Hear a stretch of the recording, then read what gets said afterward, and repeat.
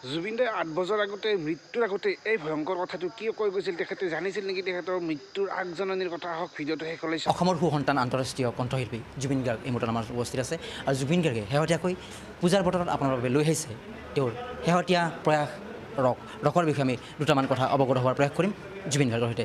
জুবিন দা, প্ৰথমতে আপোনাৰ যি নতুন প্ৰয়াস হ'লে আমাৰ শুভকামনা যাচিছোঁ।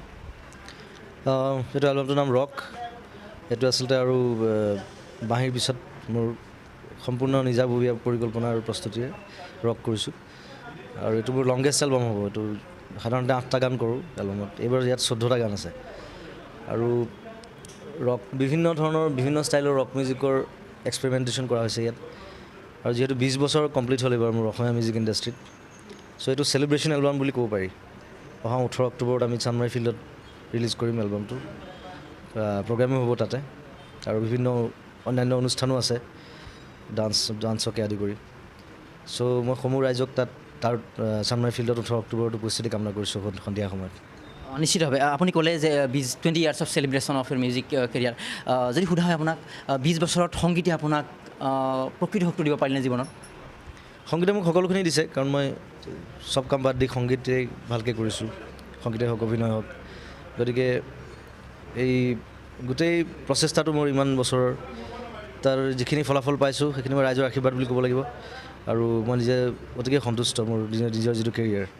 নিশ্চিতভাৱে আকৌ ৰকৰ কথা লৈ আহিছে, ৰক নাম দিয়া হৈছে।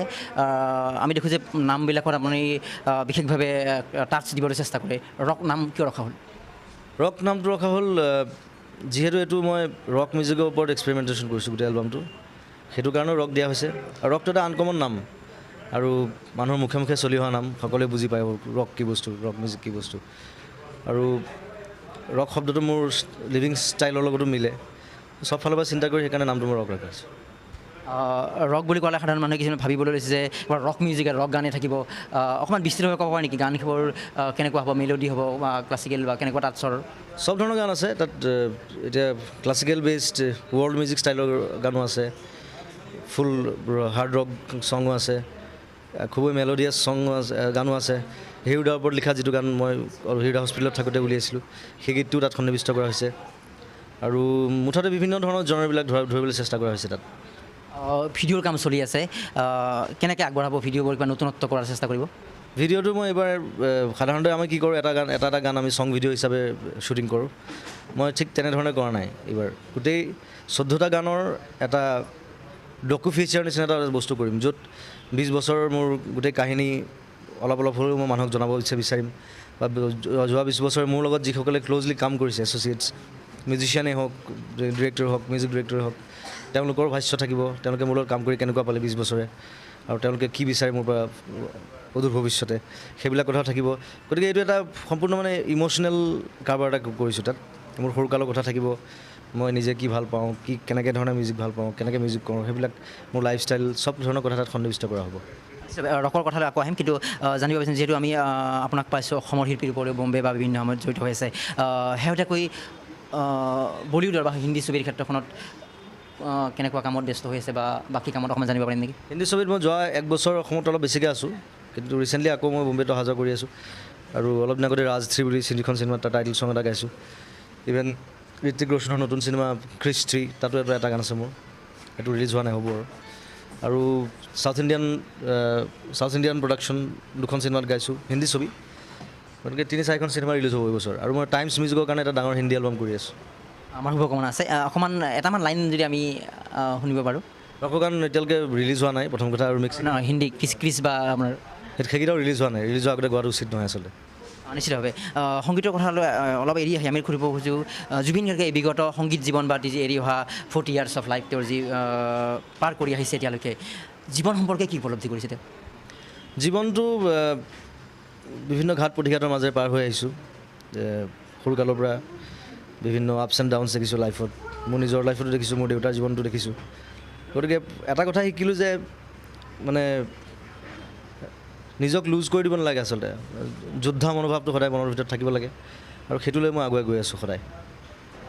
এটা স্বাভাৱিক প্ৰক্ৰিয়া যে নেচাৰেল এটা কথা যে মানুহ এজন হতাশাত ভুগিব লাগিবই তেওঁৰ বিভিন্ন আপোনাৰ কেৰিয়াৰো বিভিন্ন সময়ত তেনেধৰণৰ আমি ভুগিব লগা হৈছে বা হেৰি কৰিব লগা হৈছে তো অভাৰকাম কৰিবলৈ হতাশাটো আহিবই অভাৰকাম কৰিবলৈ আপুনি ব্যক্তিগতভাৱে কোনকেইটা চৰ্ত আপোনাৰ লগত নিয়মিত ৰাখে মই হতাশাটো কাম কৰিবলৈ আচলতে মই সদায় আকৌ সংগীতলৈ ঘূৰি যাওঁ মই নতুন গান এটা কৰোঁ বা নতুন সৃষ্টি এটা কৰোঁ নতুন গান এটা লিখোঁ সেইটোৱে মোক আচলতে বহুত মোক মনোবল যোগায় আচলতে আৰু সেইটোৱে মই আটাইতকৈ ডাঙৰ অস্ত্ৰ মিউজিকটো গতিকে মই সেইটোক ইউজ কৰোঁ আপোনাৰ বিভিন্ন সময়ত সোধা হয় আৰু আপুনি উত্তৰ দিয়ে যে আপুনি অসমক ভাল পায় কাৰণে অসমলৈ আহি থাকে কিন্তু আমাৰ মানুহখিনিয়ে কিছুমান সময়ত বিচাৰি থাকে যে আপুনি বলিউডৰ ক্ষেত্ৰখনত বা ভাৰতত আৰু যদি বিখ্যাত হওক যিহেতু ইয়ালে কৰি বা তেনেধৰণৰ অলৰেডি আপুনি আপোনাক প্ৰমাণ কৰিছে অকণমান কম হৈছে নেকি বম্বেত থকাটো কম নহয় এইবছৰ আকৌ মই থকা আৰম্ভ কৰিছোঁ এতিয়া মাজে মাজে যাওঁ 15-20 দিন থাকোঁ আকৌ আহোঁ আৰু হিন্দী এলবামটোত যথেষ্ট গুৰুত্ব দিছোঁ এইটো এটা ডাঙৰ এলবাম টাইমছ মিউজিকৰ চ' এইটো সৰ্বভাৰতীয় লেভেলত ৰিলিজ হ'ব আৰু এটা প্ৰব্লেম হৈছে মোৰ এতিয়া মই আজিকালি বেংগলতো থাকিব লাগে বেংগলত বহুত বেছি কাম কৰিছোঁ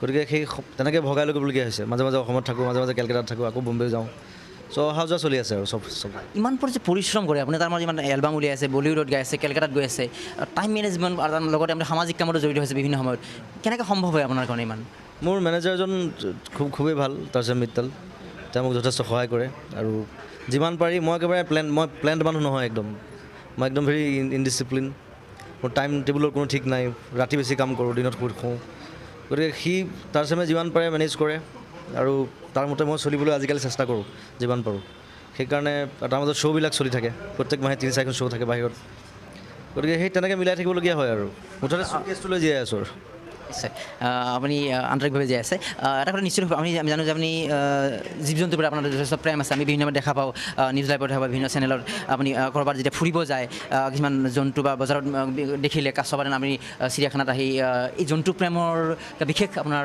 তাৰণা আছে এইটো মোৰ সৰুৰ পৰা আছিলে আচলতে সৰুৰ পৰা ঘৰত কুকুৰ মেকুৰী পুহিছিলোঁ ইভেন মই ক্লাছ 8-9 মানত থাকোঁতে মই ঘৰত মৌৰা চৰাই ৰাখিছিলোঁ হৰিণা ৰাখিছিলোঁ ইভেন এটা বাঘ পোৱালি ৰাখিছিলোঁ অলপ দিন চ' সেই তেতিয়াৰ পৰা মোৰ বন্যজন্তুৰ প্ৰতি এটা আকৰ্ষণ আছিলে আৰু যিমান পাৰোঁ তেওঁলোকৰ সংৰক্ষণৰ কাৰণে মই কেম্পেইনো কৰিছোঁ কিবা পাৰোঁ তো সেইবিলাকত লাগি থাকোঁ যাতে এৱেৰনেছটো মানুহৰ মাজত বৃদ্ধি হয় কাৰণ এই জন্তু জানোৱাৰখিনি আমাৰ কাৰণে বৰ ইম্পৰ্টেণ্ট কথা এই কথাটো হোৱাৰ লগে লগে আপুনি এৱাৰনেছৰ কাৰণে ইমান লাগি আছে আপোনালোকৰ মৰমৰ বা শ্ৰদ্ধেয় শিল্পীসকলে তেনে অৱস্থাত এই যিটো গড় হত্যা আপুনি আপোনাৰ কাৰণতো নিশ্চয় পৰিছে আপুনি নিশ্চয় উদ্বিগ্ন কেনেকৈ আপুনি আপোনাৰ উদ্বিগ্নতাখিনি প্ৰকাশ কৰিব এই মুহূৰ্তত গড় হত্যাটো সেইটো আজি 4 বছৰমান আগতে মই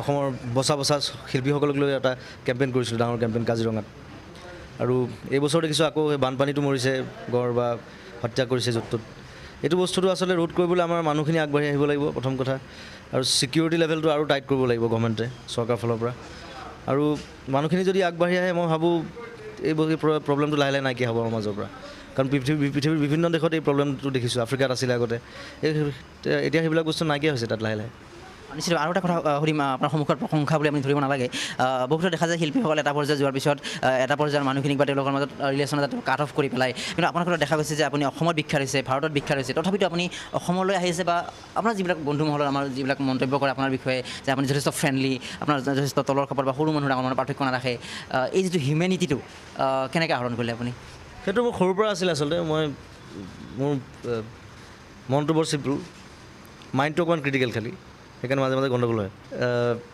মানুহৰ লগত মিলি থাকিবলৈ যত্ন কৰোঁ ভাল পাওঁ মানুহক সকলো ধৰণৰ মানুহক ভাল পাওঁ আৰু মানুহে মোৰ ইনস্পিৰেশ্যন আচলতে গতিকে মানুহৰ লগত মই মিলি থাকিবই লাগিব সদায় নিশ্চয় আপোনাৰ পত্নী গৰিমা বা আপুনি যদি এই মুহূৰ্তত নিউজ লাইভ চাই আছে আপুনি মাইণ্ড নকৰিব কথা এটা সুধিম প্ৰেমৰ অনুভৱে এতিয়াও আপোনাক উৎসাহিত কৰে বা প্ৰেমিক মনটো এতিয়াও আপোনাৰ সজীৱ হৈ এতিয়াও আছে প্ৰেমিক মনটো কেতিয়াও গুচি যোৱা বস্তু নহয় সেইটো বুঢ়া বয়সলৈকে লগত লৈ ফুৰা বস্তু আচলতে আৰু প্ৰেমটো এটা এনেকুৱা এটা অনুপ্ৰেৰণা কাম কৰাৰ কাৰণে বিশেষকৈ আৰ্টিষ্টসকলৰ কাৰণে যে সেইটো বস্তু কেতিয়াও এভইড কৰিব নোৱাৰি গতিকে প্ৰেমিক মনটো সদায় জাগ্ৰত আছে মোৰ মাজত এতিয়া আপুনি আমি প্ৰশ্নসমূহ কৰি আনিছোঁ শেষলৈ আহিছোঁ আপুনি এতিয়া জনপ্ৰিয় শিল্পীটো আপোনাৰ পাৰিশ্ৰমিক বা বিভিন্ন সময়ত যিবিলাকে প্ৰস্তুত কৰে আপোনাৰ যথেষ্ট পাৰিশ্ৰমিক দিয়ে তাৰ কাৰণে আপুনি গীত গায় কেৱল পাৰিশ্ৰমিক পোৱাৰ কাৰণটোৱে আপোনাৰ ইমানবোৰ সৃষ্টিৰ কাৰণ নে ইমানবোৰ ব্যস্ত হৈ থকাৰ কাৰণ নে আপুনি এটা অনবৰত ইণ্টাৰনেল এটা ফ'ৰ্চ বা স্পণ্টেনিয়াছ ফ'ৰ্চ এটা আপোনাক বাৰে বাৰে প্ৰেৰণা দি থাকে মই আচলতে মই নিজকে শ্ব'মেন বুলি ভাবোঁ সেইটো মোৰ কৰ্তব্য কাম মানুহৰ কাৰণে মানুহক আনন্দ দিয়াটোৱে মোৰ কাম আৰু পাৰিশ্ৰমিকৰ কথাটো পাৰিশ্ৰমিক এতিয়া এটা সময়ত মই 12,000 টকাতো গান গাইছিলোঁ প্ৰগ্ৰেম কৰিছিলোঁ আৰু তেতিয়া আৰু এতিয়াৰ মাজত আকাশ পাতাল ডিফাৰেঞ্চ। এতিয়া মিউজিচিয়ানৰ পে'মেণ্টটো বেছি, মোৰ চাউণ্ড বেছি, এতিয়া লাইট বেছি। অলমষ্ট 45টা মানুহ যায় মোৰ লগত, 12-14খনমান গাড়ীয়ে যায়। গতিকে সেই হিচাপে খৰচ বহুত বেছি বাঢ়ি গ'ল এতিয়া, আজি যোৱা 20 বছৰৰ ভিতৰত। চ' সেইমতে পাৰিশ্ৰমিক ল'বলগীয়া হয়। এটা কথা সুধি পাপন অংগৰাগ মহন্ত শেহতীয়া এটা বঁটা পালে, আপুনি শুভকামনা যাচিব। পাপনে বঁটা পাইছে, মই ভাল পাইছোঁ, কাৰণ পাপন মোৰ খুব ভাল বন্ধু আৰু ভাল গায়। ইনফেক্ট পাপনক প্ৰথম কেছেটত মই গান গাইছিলোঁ বহু বছৰ আগতে, মোৰ লগত এটা ডুৱেট গাইছিলেহি। চ' পাপনৰ যিখিনি ভাল হৈছে মই খুবেই সুখী তাৰ কাৰণে। বঁটাৰ প্ৰতি জুবিনৰ আসক্তিৰ কথা জানিব পাৰোঁ। বঁটা এতিয়া মই বঁটাৰ প্ৰতি মোৰ আসক্তি নাই, কিন্তু এৱাৰ্ড পালে অভিয়াছলি ভাল লাগে সকলোৰে। এতিয়া মই জিফা পাইছোঁ, ষ্টাৰডাষ্ট পাইছোঁ, নেশ্যনেল এৱাৰ্ডো পালোঁ 2 বছৰ আগতে। চ' সদায় সেই এৱাৰ্ডবিলাকে আচলতে অনুপ্ৰেৰণা দিয়ে মানুহক আৰু ভাল কাম কৰিবৰ কাৰণে, আৰু আৰ্টিষ্টে এৱাৰ্ড পাব লাগে আচলতে মোৰ মতে। জুবিন গাৰ্গৰ পৰিচালনাত ছবি এখন হ'ব এনেকুৱা কথা এটা আমি শুনি আছিলোঁ। মই মই গোটেই নিজৰ প্ৰডাকশ্যনৰ ষ্টাৰ্ট কৰিছোঁ। চ' কেমেৰা অৰ্ডাৰ কৰিছোঁ নিজৰ। কেমেৰাকেইটা এই 1-2 মাহৰ ভিতৰত আহি পোৱাৰ কথা। স্ক্ৰিপ্টৰ কাম কৰি আছোঁ, তাৰপিছতে মই জানুৱাৰী মানত ষ্টাৰ্ট কৰিম চাগে চিনেমাখন। নিশ্চিতভাৱে আমি একেবাৰে শেষলৈ আহিছোঁ, পুনৰ ৰকলৈ উভতি আহিছোঁ। ৰকত আপুনি অভিনয় কৰিছে? ৰকত মই অভিনয় কৰিছোঁ, আৰু মোৰ কো এক্ট্ৰেছ আছে কেইবাগৰাকী। তাৰ বাহিৰে মোৰ লগৰ ক্ল'জ চাৰ্কিটৰ যিমানবিলাক আছে সকলোৱে ৰকত ওলাইছে এই ভুমুকি হ'লেও। অকণমান আভাসটো দিব নেকি, কোন জড়িত হৈ আছে ডাইৰেকশ্যন বা বিভিন্ন মেনেজমেণ্ট অভাৰঅল? ডাইৰেকশ্যন ৰাজেশ ভূঞাই এটা গান ডাইৰেক্ট কৰি আছে, বাকী কোৰিঅ'গ্ৰাফি কৰি আছে পংকজ ইংতি, দীপক দে, আৰু বাকী গোটেই টোটেল কনচেপ্টটো মই পৰিচালনা কৰি আছোঁ। শ্বুটিং প্লেচত কিবা বিশেষভাৱে নিৰ্বাচন কৰিছে নেকি? মই এটা সুন্দৰ জেগাত কৰিলোঁ ৰিচেণ্টলি, শুৱালকুছিত এটা ৰিজৰ্ট আছে চিল্ক ৰুট বুলি। খুব পাব্লিচাইজ নহয় জেগাটো, কিন্তু খুবেই ধুনীয়া জেগা। তাত ব্ৰহ্মপুত্ৰৰ কিনাৰত, তাত আমি 3 দিন কৰিলোঁ শ্বুটিং। তাৰোপৰি টাৱাং যোৱাৰ প্লেন আছে এতিয়া, আৰু গুৱাহাটীত কেইবাদিনো শ্বুটিং চলিব, আৰু 2-এটা সৰু সুৰা জেগা চাই থোৱা আছে, তাতো মই শ্বুটিং কৰিম চাগে মই। আৰু প্ৰায় শেষ প্ৰশ্ন, নতুনকৈ এটা ষ্টুডিঅ' আপুনি আৰম্ভ কৰা বুলি আমি গম পাইছোঁ খাৰঘূলিৰ আপোনাৰ বাসগৃহত, এইখিনি সম্পৰ্কে আমাৰ দৰ্শকক ক'ব পাৰে নেকি? ষ্টুডিঅ'টো আচলতে বহুত দিনৰ প্লেন আছিলে মোৰ, আৰু খাৰঘূলিত মই টিলা এটা মই ল'লোঁ 3 বছৰমান আগতে। তাত ফাৰ্ম হাউচ এটা আছিলে, হঠাৎ মই প্লেন কৰিলোঁ যে ফাৰ্ম হাউচটোক ষ্টুডিঅ'লৈ কনভাৰ্ট কৰি দিওঁ। এতিয়া তাত টিলাৰ ওপৰত বহি গান কৰা আনন্দটো বেলেগ। এইবাৰ ৰকত সেই টিলাৰ আমেজটো পাব মানুহে, টিলা আৰু গছ-গছনি।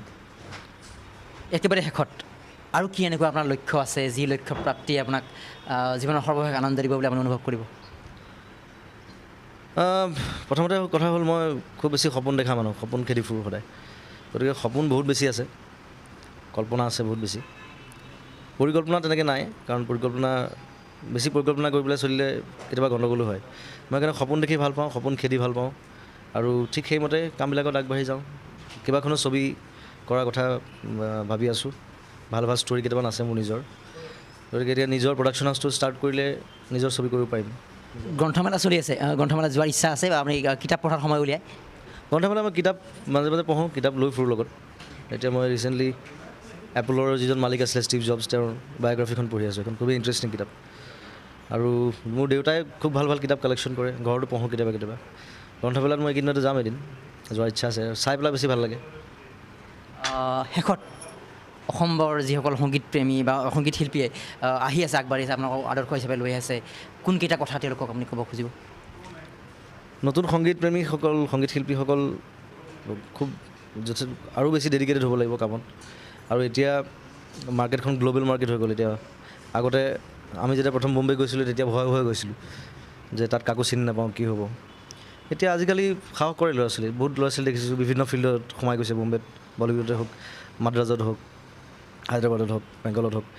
চ' স্কাই ইজ দ্য লিমিট, সেইটো কথা মনত ৰাখি নিজৰ কালচাৰ, নিজৰ ৰুটছত মনোযোগ দি পেলাই আগবাঢ়ি গ'লে সকলোৱে ছাকচেছ পাব লাইফত।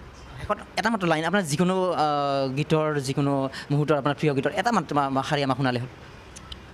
আন্ধাৰ হ'ব নোৱাৰো, মুচি দিব নোখোজো, পাখি মেলা অতীতক কিদৰে পাহৰো। আন্ধাৰ হ'ব নোৱাৰো, মুচি দিব নোখোজো। সকলোকে পূজাৰ শুভেচ্ছা জনাইছোঁ অসমবাসী ৰাইজলৈ। পূজাটো সুন্দৰভাৱে উপভোগ কৰক, আগবাঢ়ি যাওক সকলো। এয়া আছিল আমাৰ মৰমৰ জুবিন গাৰ্গ আপোনালোকৰ মৰমৰ জুবিন গাৰ্গে কোৱাৰ নিচিনাকৈ পাখি মেলা অতীতক আমি পাহৰিব নোৱাৰোঁ জুবিন গাৰ্গে যি বিগত 20 বছৰত অসমৰ সংগীত জগতৰ অৱদান আগবাঢ়িলে সেই অৱদানক আমি পাহৰিব নোৱাৰোঁ আমি আশা ৰাখিছোঁ 20 বছৰীয়া সংগীত জীৱনৰ চেলিব্ৰেশ্যনৰ কাৰণে যিটো আয়োজন কৰিছে মহা আয়োজন ৰকে সফল হ'ব ৰকৰ সংগীত মিউজিকে ৰকৰ গানে সকলোকে আপ্লুত কৰিব শুভকামনা